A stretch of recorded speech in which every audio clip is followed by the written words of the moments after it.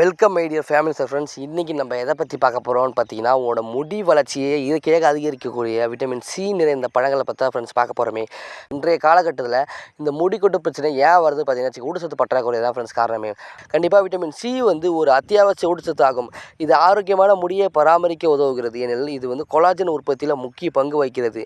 இது முடி வலிமையை மற்றும் வளர்ச்சிக்குமே அவசியம். முடி வளர்ச்சிக்கு பங்களிக்கும் விட்டமின் சி நிறைந்த ஒரு 10 குணங்களை பற்றி ஃப்ரெண்ட்ஸ் பார்க்க போகிறோமே. கண்டிப்பாக வீடியோக்குள்ளே போகிறதுக்கு முன்னாடி இன்னும் நம்ம சேனலை நீங்கள் சப்ஸ்கிரைப் பண்ணலாம். சப்ஸ்கிரைப் பண்ணி சப்போர்ட் பண்ணுங்கள்.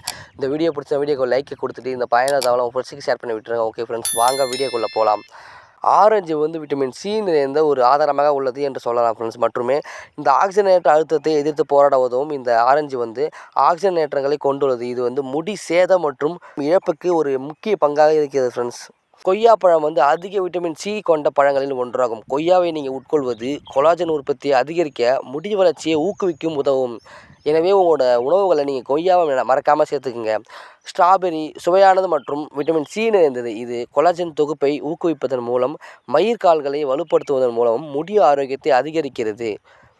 கிவி விட்டமின் சியின் மற்றொரு ஆதாரம் சொல்லலாம். இது முடியின் இழைகளை கண்டிப்பாக பராமரிக்க உதவுகிறது மற்றும் ஆரோக்கியமான முடி வளர்ச்சிக்கு முக்கியமான இரும்பை உறிஞ்சுவதற்கு ஒரு ஆதாரமாக இருக்குது ஃப்ரெண்ட்ஸ். எனவே கிவி பழத்தை நீங்கள் உணவில் சேர்த்துக்குங்க.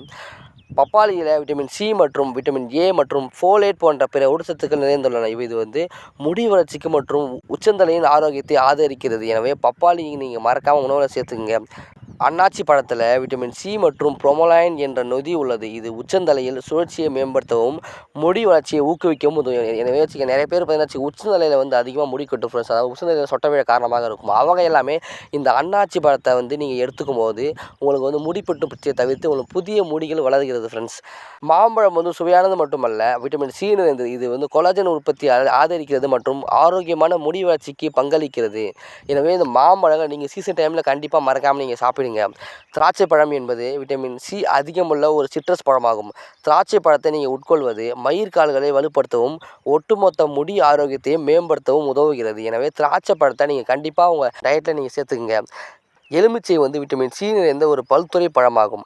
எலுமிச்சையை நீங்கள் தண்ணீர் குடிப்பது அல்லது உங்கள் உணவில் நீங்கள் எலுமிச்சை சாறு சேர்ப்பது உச்சந்தலையின் ஆரோக்கியத்தை மேம்படுத்தவும் முடி வளர்ச்சியை தூண்டவும் உதவுகிறது.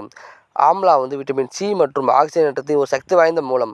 ஆயுர்வேத மருத்துவத்தில் நெல்லிக்காய் பெரும்பாலும் முடி வளர்ச்சியை ஊக்குவிக்கவும் மயிர்கால்களை வலுப்படுத்தவும் முன்கூட்டியே நரைப்பதையும் தடுக்கவும் பயன்படுத்தப்படுகிறது. எனவே இளநரை உள்ளவர்கள் கூட இந்த ஆம்லாவை நீங்கள் எடுத்துக்கொள்ளும் போது உங்களோட அந்த பிரச்சனை சரி செய்யப்படுகிறது ஃப்ரெண்ட்ஸ்.